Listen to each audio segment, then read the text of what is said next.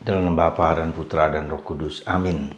Para saudaraku yang terkasih, pada tanggal 20 September 2020 hari Minggu ini, kita diajak oleh gereja untuk melihat bahwa Tuhan itu murah hati kepada siapa saja.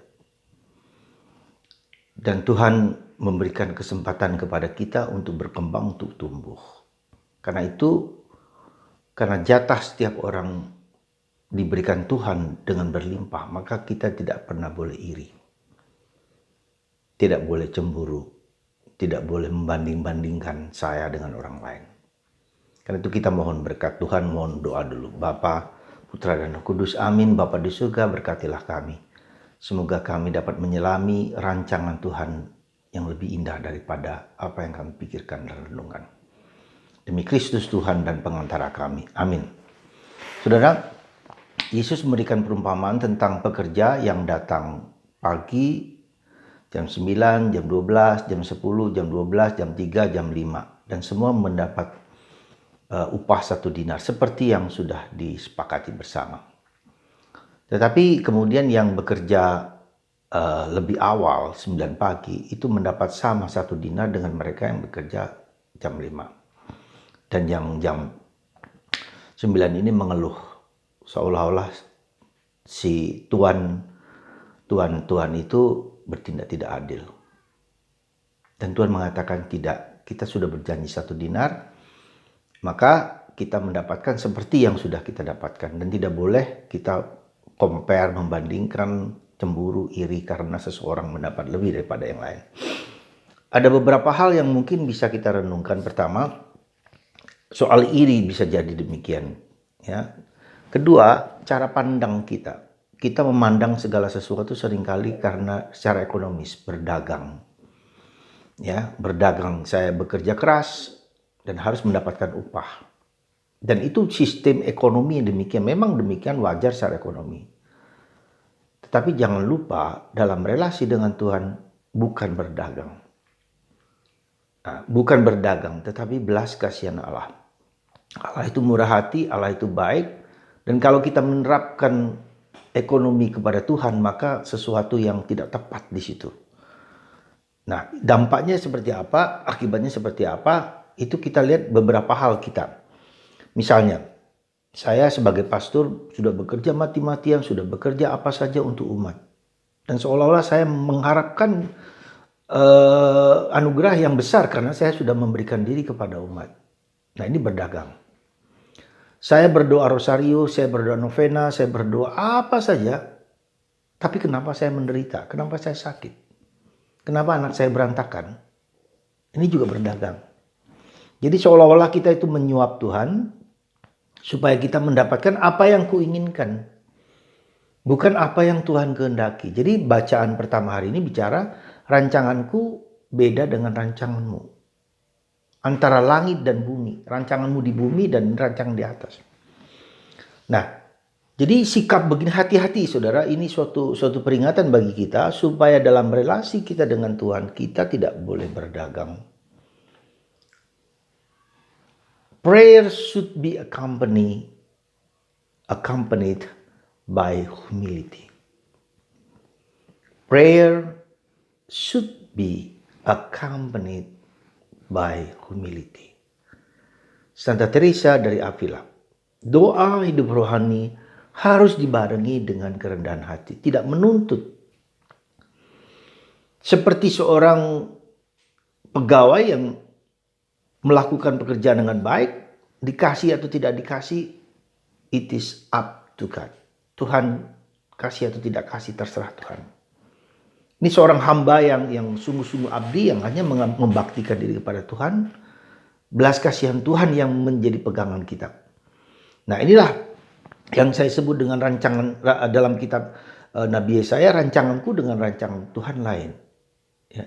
Jadi Tuhan itu berdasarkan belas kasih, berdasarkan kemurahan, berdasarkan kehendaknya, berdasarkan apapun juga yang Dia kehendaki bagi kita. Dan kita tidak boleh mengukurnya secara berdagang, secara ekonomi. Tetapi justru kita masuk kepada rencana Tuhan. Kita belajar untuk masuk kepada kehendak Allah. Terjadilah padaku menurut perkataanmu. Itu kata Santa Perawan Maria. Ya, terjadilah padaku menurut perkataanmu. Kehendak Tuhan yang terbaik. Kehendak Tuhan yang terindah. Nah, itulah. Jadi kita tidak pernah boleh dalam hidup rohani, tidak pernah boleh memaksakan apa yang menjadi kehendak. Dan kita mencoba untuk terus-menerus bertobat kepada kehendak Tuhan. Karena kehendak Tuhan yang terbaik, yang terindah, yang termulia. Jadi itu yang menjadi pegangan kita dalam hari ini, yaitu belajar menyerahkan hidup kita kepada Tuhan. Maka salah satu cara kita mengatasi COVID-19 ini yang seringkali mau nggak mau, suka atau tidak suka, ya, kita berada dalam suatu situasi yang tidak mudah. Bagaimana cara kita? Entar secara ekonomis kita juga susah, ya. Bersama orang lain juga banyak yang menderita, pedagang-pedagang, dalam berbagai macam faktor. Nah, ketika orang punya uang memang betul, ya, tenang, santai. Tapi bagi orang yang hanya harian, gaji harian, bahkan bulanan yang tidak cukup, tidak dapat dan seterusnya, itu suatu yang sangat berat sekali. Ya, saya hanya menganjurkan cara yang mungkin sederhana tetapi juga efektif, tergantung dari kita juga, iman kita, yaitu apa? Setiap hari, setiap saat kita persembahkan hidupku, hidup keluargaku, suami, istri, dan anak-anak ke dalam hati Yesus yang Maha Kudus. Letakkanlah orang-orang kita semua ke dalam hati Yesus. Persembahkan hidup kita ke dalam hati Yesus. Dan mengizinkan Tuhan sendiri yang akan mengubah, mengerjakannya bagi kita. Mungkin segampang itu, ya. Tapi Tuhan mengatakan, percayalah padaku. Tuhan yang mengatur, Tuhan yang mengontrol hidup kita. Ya, sekali lagi Tuhan itu Maha Pengasih, Maha Murah, dan Maha Kaya, yang tak terlukiskan, tak terbayangkan. Dan dibutuhkan di situ iman, pertobatan, sikap pasrah, sikap menyerah, sikap rendah hati. Ya. Nah, itulah yang kalau kita perhatikan hari ini dalam bacaan kedua dikatakan tentang Paulus, hidupku adalah Kristus. Nah, proses beriman itu, proses hidup rohani itu adalah proses di mana seperti Kristus. Hidupku adalah Kristus. Bagaimana Paulus dengan sangat-sangat luar biasa, ya, masuk ke dalam hati Yesus, masuk dalam hidup Yesus. Ya, hidupku adalah Kristus, dan kematian merupakan keuntungan, karena kematian itu kita bertemu dengan Kristus, bahagia, damai. Dan ini hidup rohani Paulus yang sangat tinggi. Derajat hidup rohani ini sangat tinggi. Bagaimana kita bisa mengatakan hidup adalah Kristus? Anda bisa mengatakan, saya belum bisa mengatakan. Ya. Itulah perjuangan pergulatan kita, karena berfokus kepada Kristus. Hidupku adalah Kristus. Nafasku, bagaimana hidupku adalah Kristus? Nafasku, pikiranku, perasaanku, segala sesuatu adalah milik Kristus.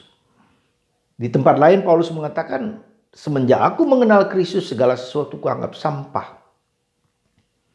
Nah, ini juga tingkat rohani yang tinggi sekali dari hidup Paulus. Tapi itu juga menjadi suatu proses perjalanan hidup rohani kita, hidup batin kita karena itu. Ya. Bukan aku ya Tuhan, bukan aku tapi Engkau sajalah. Kristus semakin besar, aku semakin kecil. Yohanes Pembaptis. Saudaraku yang terkasih dalam Kristus, semoga bacaan minggu ini kita diajak untuk sekali lagi melihat hati Allah yang tidak melihat hidup kita, hidup dunia ini secara ekonomi, secara berdagang. Jangan menganggap ketika Anda aktif di gereja, ketika Anda banyak berdoa, ya, Anda akan mendapatkan hal yang khusus dari Tuhan.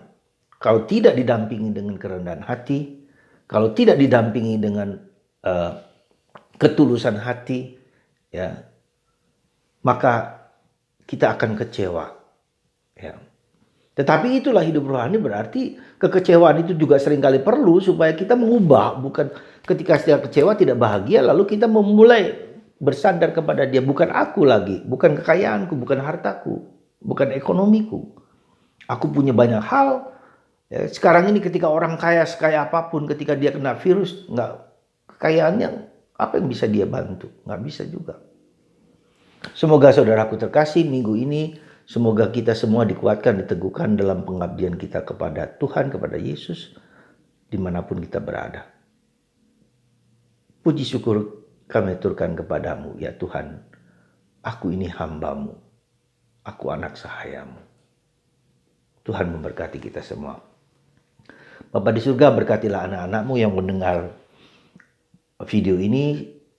Semoga Engkau melindungi mereka, menguatkan mereka, meneguhkan mereka, supaya tidak ada virus apapun yang menyentuh dan menjamah mereka.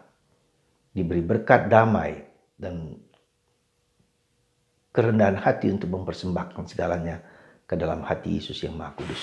Berkat-Mu ya Bapa dan Bapa, Putra dan Roh Kudus. Amin.